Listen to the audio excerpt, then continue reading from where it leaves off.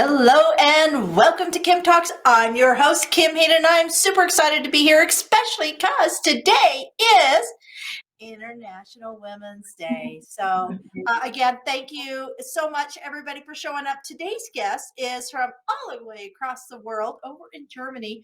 We have Hedi is here. Hedi is going to be sharing with us a little bit of, how she did the transition, the big crash, and everything. But let me quickly just do a quick introduction. Okay. So, Hedi's first professional endeavor was in the music industry, which we will be diving into, which transformed into an innovation consultant, helping people in organizations and startups. So great gal to have here, creating user-centric services, products, and healthy company cultures. All this while spending 10 years traveling around the globe. A little jealous on this side, I must say. Then Hedi launched her greatest endeavor yet. She became a mom. And everything crashed, and the big shift was underway, leading to the big transformation, thus coming full circle to work life integration and becoming a conscious design thinking practitioner. And we're going to dive into that. So, welcome, my dear. Welcome. Thank you so much. Thank you so much for having me. I'm super excited.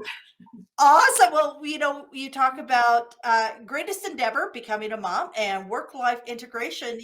Tell us where you're filming from today and why. Well, work-life integration, yeah, that's it.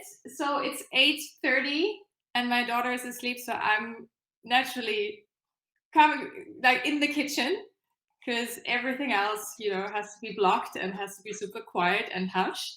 So I've got my plant as you see, and I've got my lighting, and I haven't done the dishes, so I'm not gonna turn the camera at all. This is private. I'm not perfect. I just have a great life.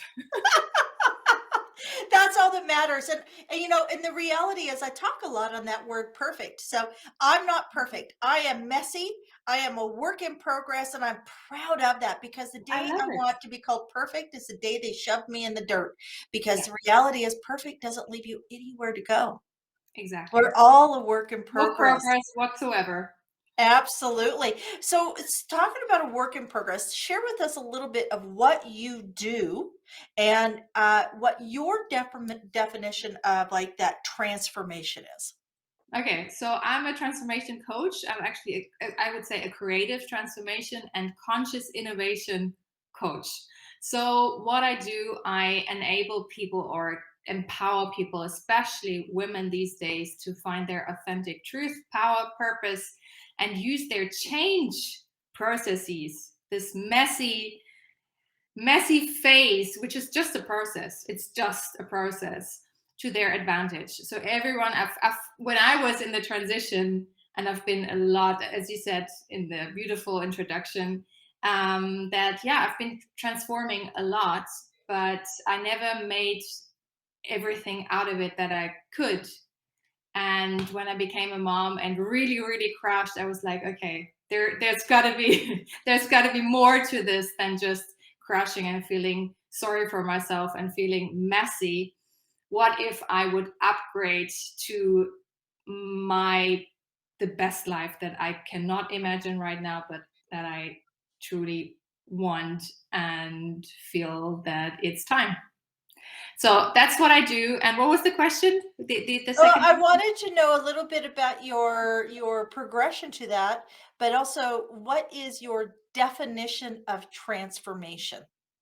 Transformation is really shedding your skin and becoming who you are. It's all there. We always think that we have to go outside and find ourselves, when in reality, transformation is coming to yourself. Coming to yourself. That's actually quite good. Yeah, embracing yourself. Absolutely. And getting to know yourself, because most of us, we're following a treadmill, we're following a program, we're following outside expectations. That's how we are raised. So really the crucial part, or the interesting part, I would say, is really getting to know yourself, getting clear on what your purpose, values, and visions are, and reprogramming your yeah, your supercomputer, which is you, yourself, into a positive, yeah, belief and emotional system that works for you and not against you. Because there are two problems I found, or actually three, but two major blocks when it comes to transformation. And that it's one, we know what we want to get out of, but we don't know where to. So you need the clarity in order to really, you know, take one step ahead and not get stuck in this overwhelm and in this mess.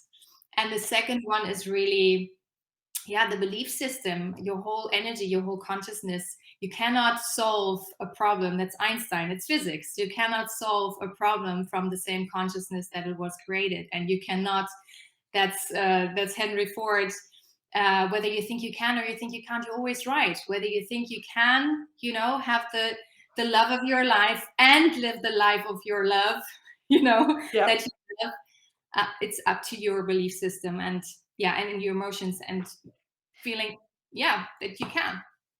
And I think it's critical that we as women have to show ourselves grace, forgive the things that we view as failure, and start moving those over to the feedback loop, right? That's what Edison talked about. Everything was feedback, feedback, feedback. How do we build? I mean, I know that as a mother of three, nothing is harder than mother's guilt. Oh, I shouldn't have done that, or I wish I had done that. But at the end of the day, we have to, at some point in time, let go of the shame, the guilt, the fear. We have to learn to like ourselves, Yeah, because, love, love. yeah, love ourselves. You know what? I find that so many women don't even like who they are. Yeah, it's true. And I it's, didn't. it's I didn't. really, tell me about that. How did you get to where you are now? Because you only stack on more work when you have a kid, and you've shifted. So you didn't, and now you do. Can you share that with me? Absolutely. It was actually, that was a key moment when I had my baby, which was so, well, I was in this treadmill life, right? So I was always proving to the outside that I was enough. I was worthy. Look at me. I'm working for this and that. I'm all over the world. I don't sleep. I work hard. And so then she came and I also transitioned. So I was living in Berlin, moving from Berlin to the world. But I was then in a very quiet place here in Germany, like 24,000 people. And so my daughter came and she was very, very okay with herself. Like I realized how, yeah, she was really love and light and I wasn't. So I was really wondering how I could be a good mother to this incredible, yeah, and this incredible being. And first of all, it brought a lot of shadows, obviously, up because light and shadow are always, yeah, if there's One and light, the same. Yeah, you cannot have one without the other. exactly. And also the question of who do I want to be as a mother? I took her as an example and as still the greatest teacher I ever had. I've had plenty and wonderful mentors and did tons of certificates, but she's like, she's so real and so pure and she's so empathetic. And then I realized, okay, wow, I don't love myself. Like that's where the root cause was. And I literally wrote on a post-it, how can I be warm-hearted? Because I was judging myself, I was judging others, I was not living authentically. I didn't even know who I was. Like that was the main problem.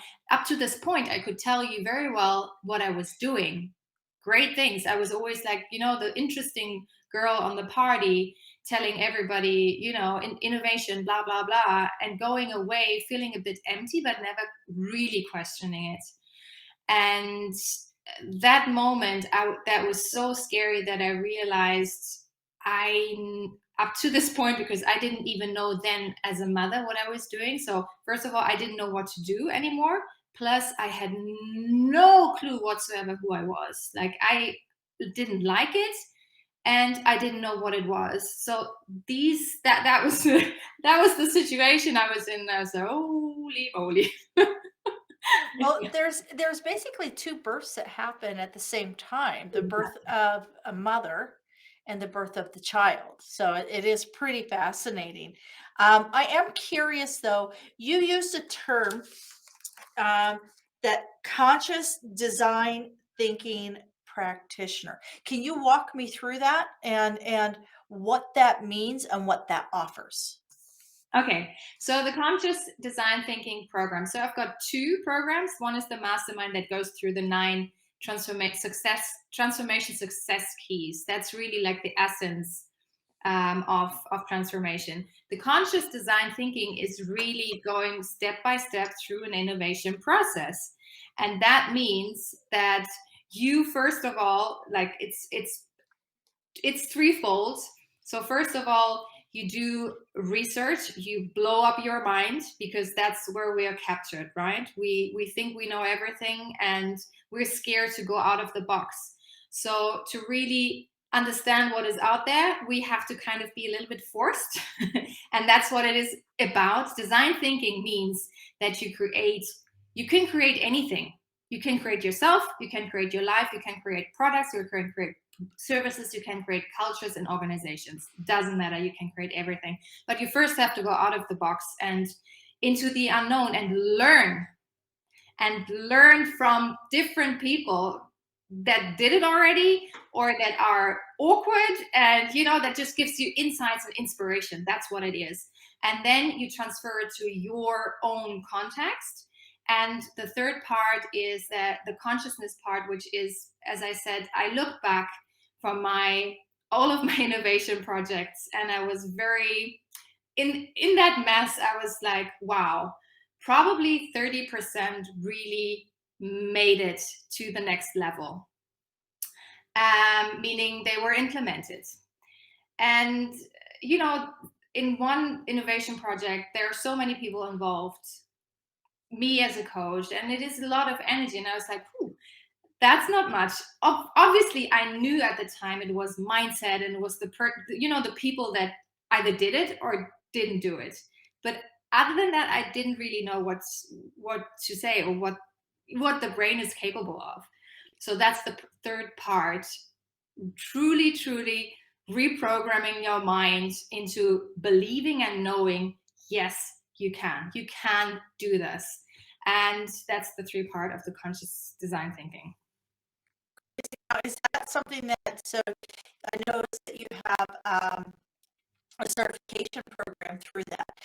Is that something that you've developed, or is that something that you've adopted? Design thinking I have done since 2009. So design thinking isn't something new. It is user-centric design that was labeled as design thinking Stanford made it popular in 2005.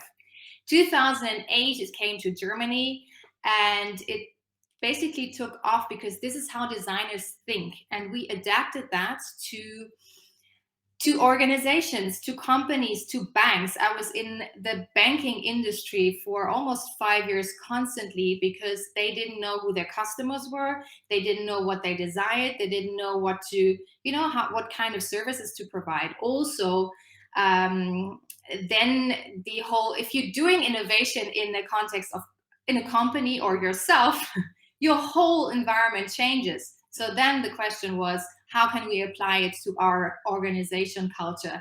How can we collaborate together? Really, to be honest, really basic human intelligence that we just forgot about, and that was relearned basically in the design thinking process, where you first do research on what the problem really is, and then create solutions, and then iteratively move forward. As you said, like in the beginning, there is no such thing as perfect. There's just progress, and the more you iterate, the more perfection there is at the end of the day. Most people just stop and think, okay, This is the idea. Most people don't even do the research phase because they think they know, but actually they don't. So this is what design thinking is really based upon, especially also creativity, our creative source within ourselves. um, Problem solving, that you don't focus. Well, focus goes energy Well, flow. Whether you focus on the font, I can't, or this is impossible, or we've done this before, or you change your mindset and where are possibilities? Where can we get inspirations to move forward? well, and design thinking is I have a vision, now I have to figure it out. It doesn't Design thinking doesn't start with limitation. It starts with the concept, the vision, and then reverse engineer it. I mean, some of our greatest people either go, wouldn't it be cool if? And then they Exactly. go, how do we do this? And we And live in, yeah, sorry. sorry. The consciousness part, that's the part that, based on what I was learning and realizing, okay, there's a part missing because so many innovation projects failed. That's the part that I added. Yeah. Yeah. That making that conscious choice, take it step by step. On our live stream system here, as I mentioned, each live stream generates into upwards of 25, 28 different pieces throughout social media, meaning that it's being tracked this many times through Google, right? Everything's done, but it starts with a concept. What if we did this? How many times can we get the social interaction we need? And how long? It literally took nearly 3 months reverse engineering this entire system to find every missing step, every missing component, to where now I can say, okay, it's all there. It's literally from literally setting up your initial contact Google form all the way through to it being on Spotify, right? Mhm. So the entire system, and most people go, well, it's just, but this is why most podcasts fail. This is why businesses fail. This is why, because we don't stop and backfill the gaps. We don't go, oh, there's a step missing.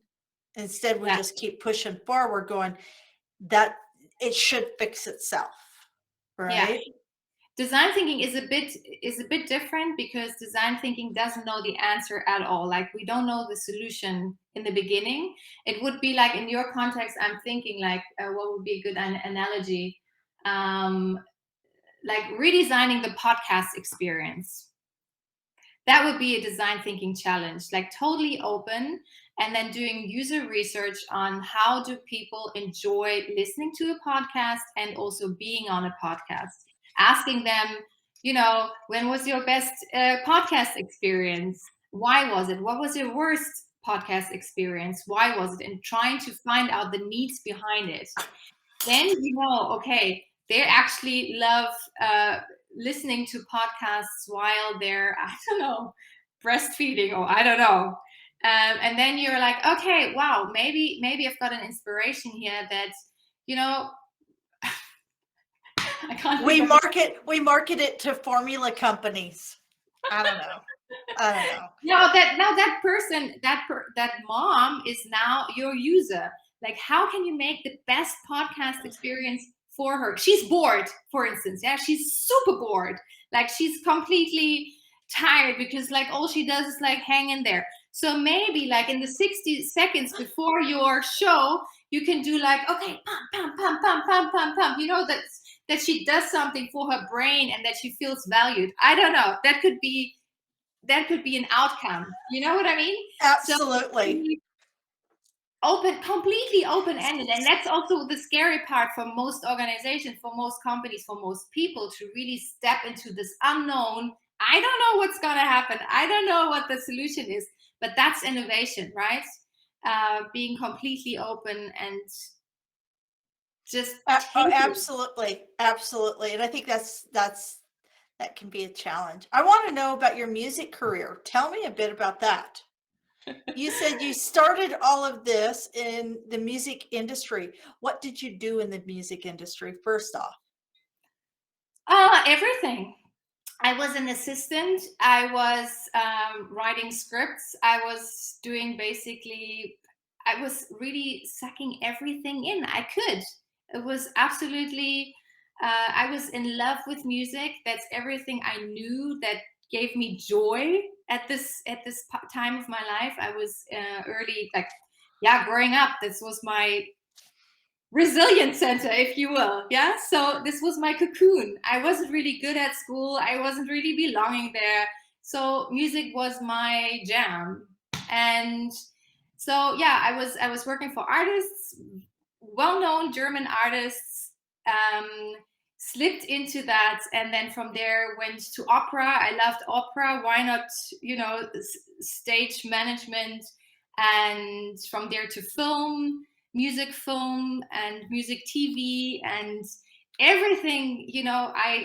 I was managing an innovative, awarded, blah blah blah, piano festival in 2010 called Piano City, where, oh my gosh, we had, I think, 100 concerts in all of Berlin, living rooms, and they were, yeah, and you can just got a ticket. Back then it was super innovative. I think it was replicated thousands of times, but then you could, sneak into other people's rooms where the pianists would live, and have your private concert there, and yeah, stuff like that. So I was really, really curious and bending what was possible. I think that was the main intention behind it.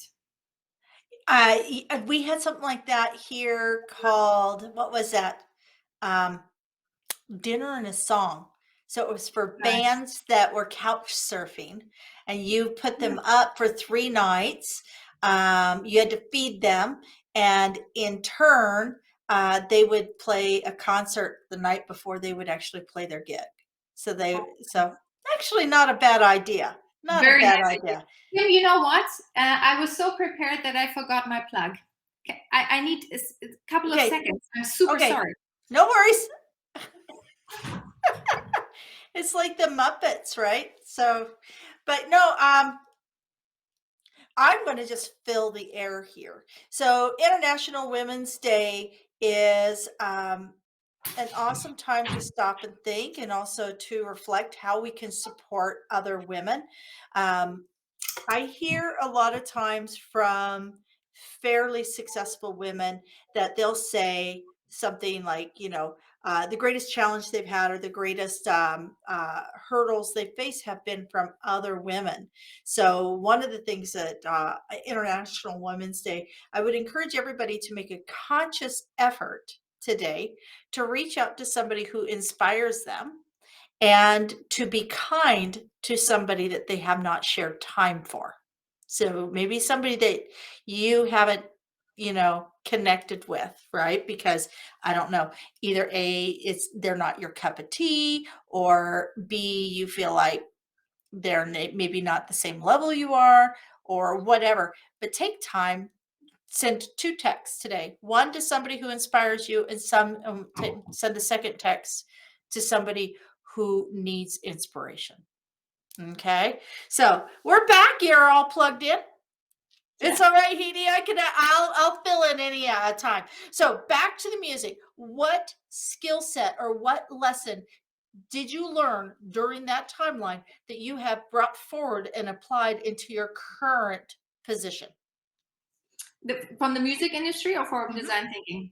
From your music Music industry industry. years, what is it that you pull on today in your design thinking, in your coaching, and your in where you're at in the through this transformation?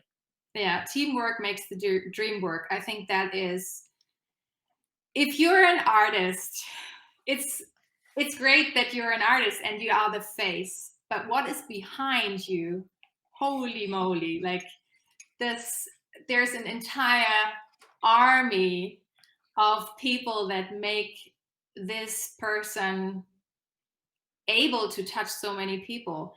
And yeah, teamwork makes the dream work, and collaboration is key, especially nowadays. So I was always back then I was very young. So I started being like Christoph Schlingensief, who was back then a very famous artist. I was super young and super overwhelmed with the situation. And I felt I was always the youngest and always the only, no, I wasn't the only woman, but like it was always a bit of a fight, between women back then. And when growing older, I made the conscious decision that I truly don't want to, nor do I believe that women, that we are great. I don't even know the word in English. It's not about you or me. It's like us. We're so great together, especially women. And this is what I base everything. My whole business is based on women power today, because they're Absolutely. so incredibly intuitive. The new women are, well, it's so easy to work with them. I can't even say it in words, because it's just flowing. It's just flowing, and out of ego. And well, ego is really not part of it. Not my, no. It's just really, really fun. We have so much fun. Absolutely. And that's a big part. There's enough hard parts in this world. Yeah. We don't need any more hard. So let's, find ways to have some fun. What would be a word of advice? So how old is your baby? 4. 4. Okay. So you've had a few years practice at this. Right now, if there's a woman that's going to watch this that is in that where that big crash is potentially right around the corner, what would Yeah. be your advice, your insight for her? Everything is a process. Everything is temporary. Change is the only constant in life, and you can either make it work for you or pretty much against you. Like, you can feel terrible and in guilt, and what you've said in the beginning, but you can use this as the greatest gift and chance, because you're in mess anyways. There is a word, it's like puberty. I don't know what it is in English. uh, like the 2 years after you're giving birth is almost like puberty, because your brain is this Yep. mushy.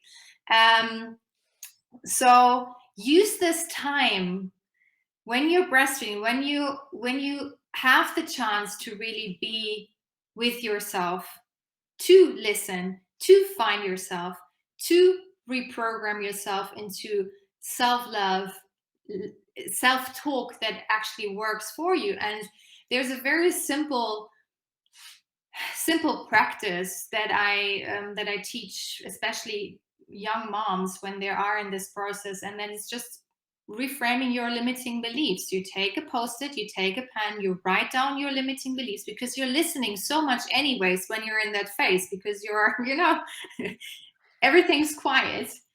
And you write it down, one sentence per post-it, and then you reframe it.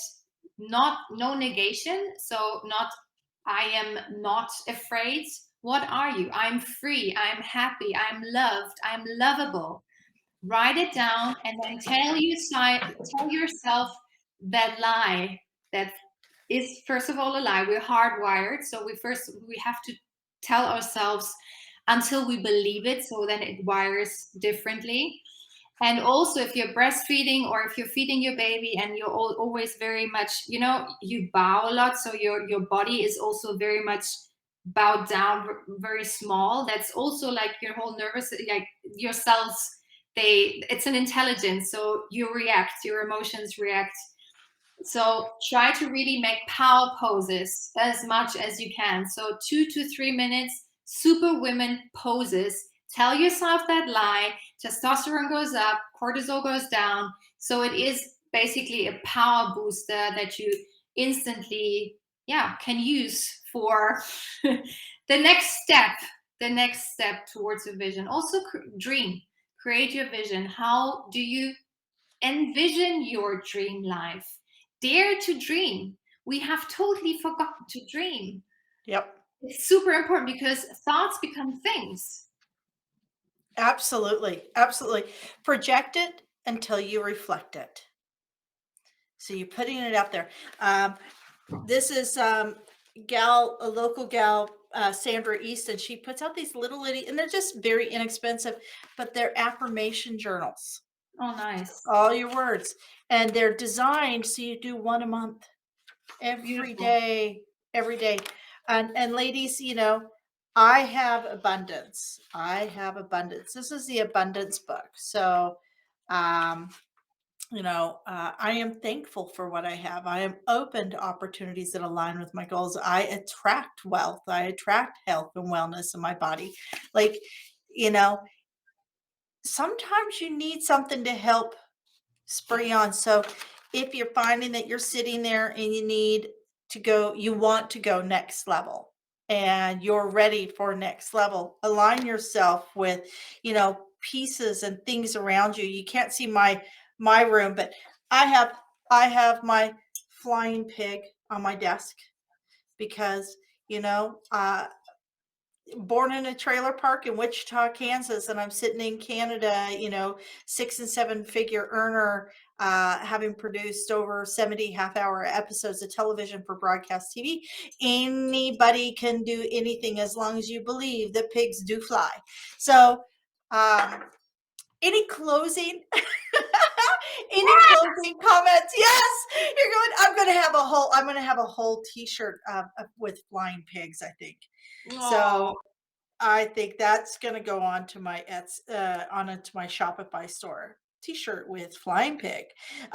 Real quick, can you share with me where we can reach you, how we can follow you, and how can somebody engage with you?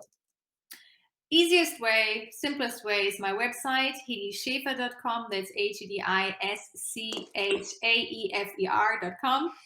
And reach out to me at hedi@hedischaefer.com. I am on LinkedIn, Telegram, Instagram, Pinterest, and did I say LinkedIn? YouTube as well, on Hedi Schaefer, at Hedi Schaefer.